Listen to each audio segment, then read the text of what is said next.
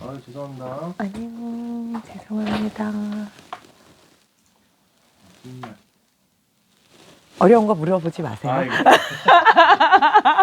걱정을 마세요. 아니요. 뭐가 어려운지도 몰라요, 사실. 매일 배우고 있습니다. 진짜 모든 걸. 저 오면서 너무 잘 들었어요. 고요한 명상을 통해 삶에 대한 지혜를 찾는 시간입니다. 명상의 지혜.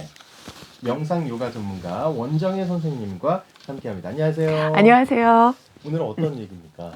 거짓말 안 하고 살 수 있을까요? 깜짝이야. 깜짝이죠. 제목이. 뭐야 이렇게 물으신다면 어머나 당연하죠. 거짓말 안 해요. 이게 거짓말이다라고 얘기를 하는데요.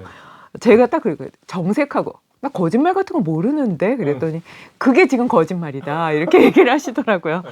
그래서 거짓말에 대해서 좀 말씀을 드릴까 하는데요. 2005년도에는 이제 그 8분마다 사람들이 거짓말을 한다라는 간바와 타루가 쓴 글이 출간됐고요. 2016년에는 김형인 씨가 그 한국인의 거짓말이라는 책이 출간이 됐는데 이거는 정말 작게 가져온 거고요. 정말 많은 책들이 많아요. 하버드에서도 나왔는데 그게 이제 거짓말이 제목이 아니라 심리나 정신에 대한 어떤 내용을 하다가 몇 장쯤 넘어가면 한 7, 8장 이러면 거짓말은 뭐 이렇게 할 정도로 거짓말에 대한 관심은 많은데 그거에 대해서 우리가 사회적으로 지울 수 있나? 이거 윤리 도덕적인 문제까지 가야 되는 건가? 아니면 우리 삶과 함께 가야 되는 건가? 할 정도로 거짓말 안 해요는 거짓말인 거죠. 근데 진짜 말씀 듣고 생각을 해보니까 네. 정말 거짓말이라는 그 단어와 의미를 딱 떼놓고 진지하게 생각해본 적은 없었던 것 같아요. 맞아요. 그러니까 이번 시간에 한번 생각을 하는 건데 네. 어떻게 정의를 내리고 있나요, 거짓말에 대해서? 거짓말은 가짜, 허위, 뭐 이렇게 사실이 아님이라는 말이 있는데요. 이게 이제 믿음을 상실하기도 하고 마음에 상처가 생기기도 하고 일을 같이 하다가 그거 거짓말이었어? 이러면서 이제 일이 어그러지고 이러다 보니까 거짓말에 대해서 이제 이거를 무시할 수는 없는데요. 이게 이제 거짓말은 보통 비밀을 지키거나 평판을 유지하거나 감정을 감추거나 처벌을 피하기 위해서 보통 거짓말을 한대요. 언제 거짓말 하세요?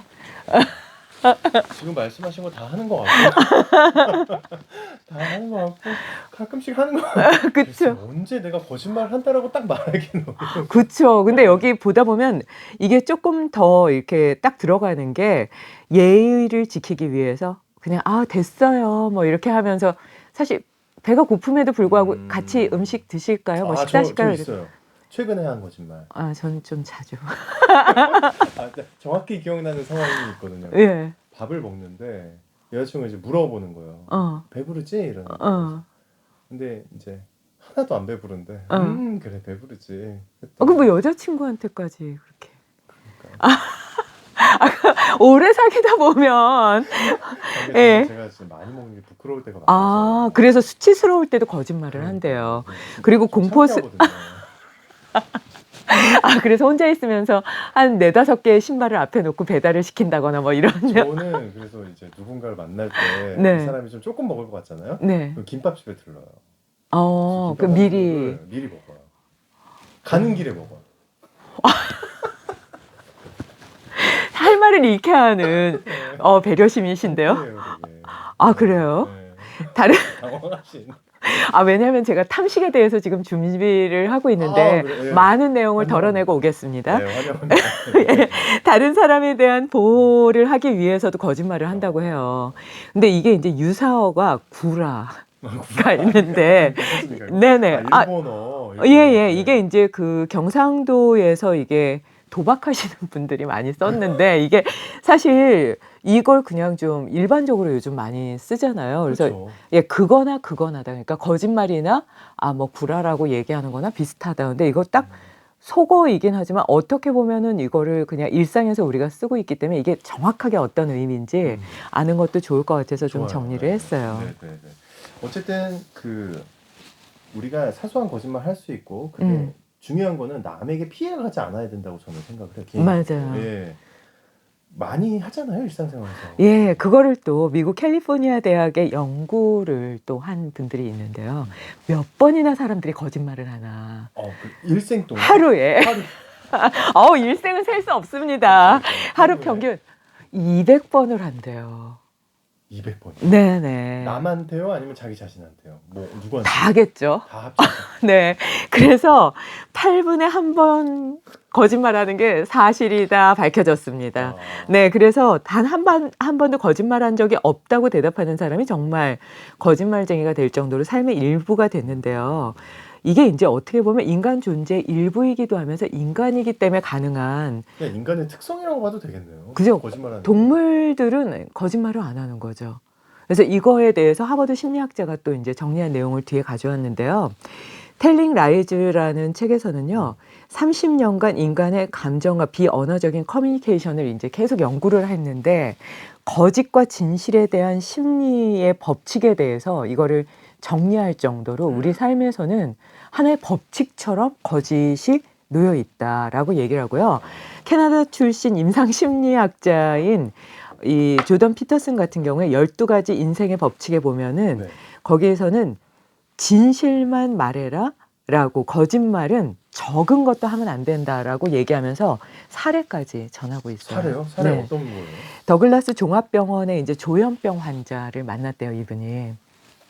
근데 이제 독일의 아주 유명한 학자가 왔는데 조현병 환자가 옆에 와서 조용히 자기 친구한테 묻더라는 거예요.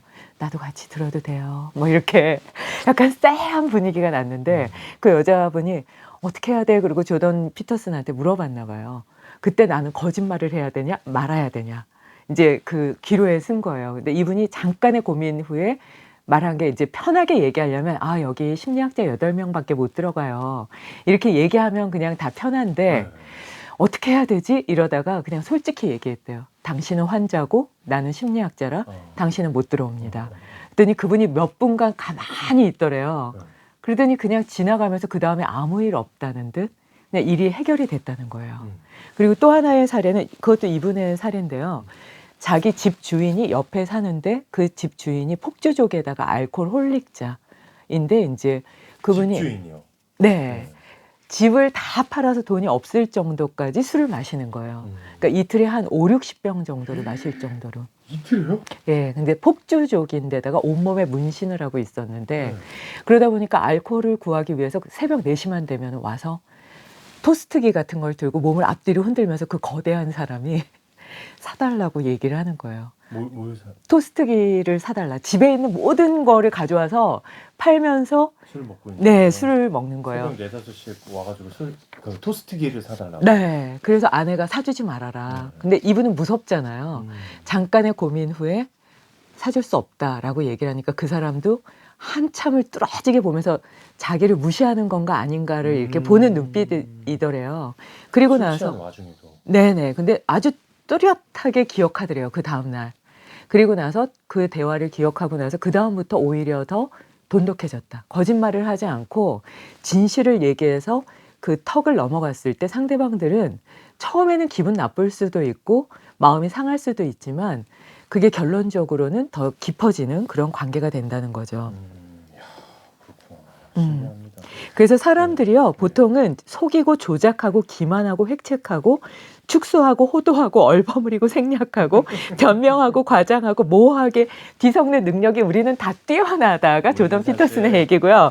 예. 잘하는 사람들이다. 네, 그렇습니다. 그렇기 때문에 이게 이제 도덕적, 윤리적으로 봤을 때 이게 악마적이긴 하지만 그래도 긍정적인 측면에서 사회적인 문제를 없애고 넘어가는데 있어야 되는 부분이 있다라고 얘기하면서요. 하나의 거짓이 세계에 미치는 영향은 한 방울의 구정물이 1.5리터의 샴페인을 이렇게 더럽히는 것과 못 먹게 똑같다. 하는. 그래서 거짓말은 살아서 움직인다라고 얘기했는데요. 이거를 프로이트나 아들러나 융 같은 심리학자들도 얘기를 궁금해요. 했어요. 심리학자들은 어떻게 보고 있어요? 정신분석. 프로이트는 억압이다. 네? 예. 그래서 거짓말을 하게 되는 건 억압에서 나오는 거기 때문에 이게 정신질환을 일으킨다라고까지 얘기를 했고요. 거짓말을 하다 보면 정신질환이 생긴다. 네. 그리고 아들러도 거짓말은 정신질병에 들어간다라고 얘기를 했고요. 무의식 세계에 대해서 아주 많이 연구한 카를로 융 같은 경우에 도덕적 문제가 환자를 괴롭히기도 하고요. 이게 진실에 대해서 얘기하지 못하면서 삶의 구조를 타락시키고 개인적인 어떤 문제가 사회적인 타락까지 이어질 수 있으니 주의해야 된다라고 얘기를 했어요. 굉장히 무섭게 보고 있네요. 네. 심리학이나 정신분석에서도 "쪼끔만 참고 진실을 얘기해라." 라는 얘기를 많이 하고 있고 그거는 나의 질병이기도 하지만 사회적인 질병이 되기도 하고 나중에 보면 이게 국가가 무너질 정도가 된다라는 얘기까지 전해집니다. 네.